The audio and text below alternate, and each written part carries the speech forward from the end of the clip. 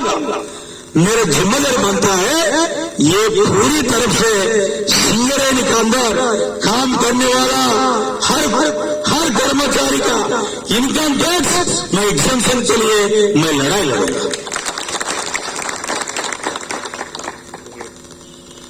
उतना ही नहीं, मैं आप लोगों को यह बात बताना चाहता हूं, और ये जो सिंगरेनी है ये डिफरेंट कोल इंडिया का अंदर में आता है, लेकिन इसका परसेंटेज स्टेट गवर्नमेंट का हाथ में 51% होता है। जब 51% होता है तो इसका मैनेजमेंट चलता है। ఈ యొక్క సింగరేణి వాటా ఈ రాష్ట్ర సర్కార్ దగ్గర 51% ఉన్నది। భారతదేశంలో ఉన్నటువంటి భారత సర్కార్కి ఎంత ఉన్నది? 49%। 49% ఉన్నటువంటి భారత సర్కారు ఈ కంపెనీ మీద తన యొక్క అభిప్రాయాలను ఉంటుంది।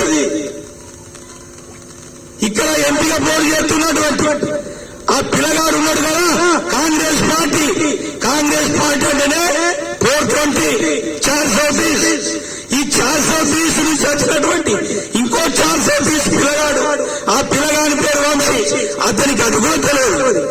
అరే నాయనా, 51% ఉన్నటువంటి నీ యొక్క గవర్నమెంట్ దగ్గర ఉంటే దీన్ని ప్రైవేట్ చేస్తారని నేను చెప్తుంటే మా కార్మికులు, మా సోదరులు నీ భాష నవ్వుతున్నారు। కాబట్టి మిత్రులారా, అంతేగాదన్నా నేను అనుకుంటున్నా ఇంకొక మాట, సింగరేణిలో పనిచేసి రిటైర్ అయిన ప్రతి ఉద్యోగికి సొంతంటి కళ। నేను చెప్తున్నా, భూమి ఎక్కడి నుంచి వదలాలి అని మీరు అడగండి। నేను చెప్తున్నా, ఈ దేశంలో 4 రకాల భూములుంటాయి। ఒకటి రిజర్వ్ ఫారెస్ట్, అది మనకు రాదు।